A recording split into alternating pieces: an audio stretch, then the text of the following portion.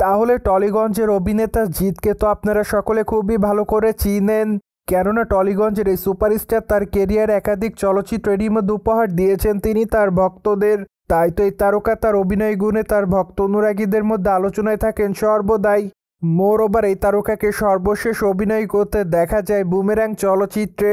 যাই হোক, চলচ্চিত্রটিতে অবশ্য তার অভিনয় তার ভক্তদের কাছে নজর কেড়েছিল, কিন্তু দুঃখের বিষয় যে বক্স অফিসে তেমন ভালো ইনকাম করতে পারেনি চলচ্চিত্রটি। তাই তো অবশ্য চলচ্চিত্রটি ফ্লপের তালিকায় যুক্ত হয়। ঠিক তারপর অবশ্য টলিগঞ্জের তারকা জিৎ তার নতুন চলচ্চিত্রের ঘোষণা দিয়েছিলেন। তখন অবশ্যই তারকা জানিয়েছিলেন আগামীতে লায়ন শিরোনামের একটি চলচ্চিত্র অভিনয় করবেন তিনি, যা অবশ্য নির্মাণ করবেন নির্মাতা রায়হান রাফি। তাছাড়া চলচ্চিত্রটি বাংলাদেশ ভারতের যৌথ প্রযোজনায় নির্মাণ করা হবে। তাই তো অবশ্য নির্মাতারা জানিয়েছিলেন তারা খুবই শীঘ্রই চলচ্চিত্রের প্রি প্রোডাকশনের কাজ শুরু করবেন। কিন্তু দুঃখের বিষয় যে এখনও চলচ্চিত্রের প্রি প্রোডাকশনের কাজ শুরু করা হয়নি।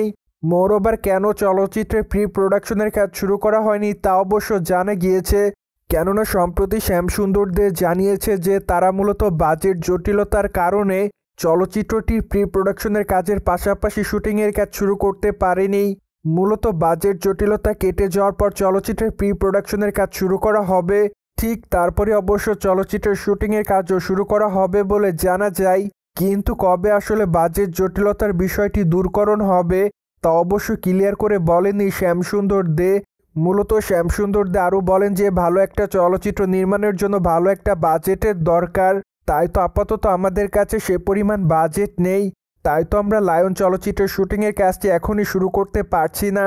কিন্তু আমরা এটুকু বলতে পারি যে আগামী বছর চলচ্চিত্রের শুটিংয়ের কাজ শুরু করব আমরা।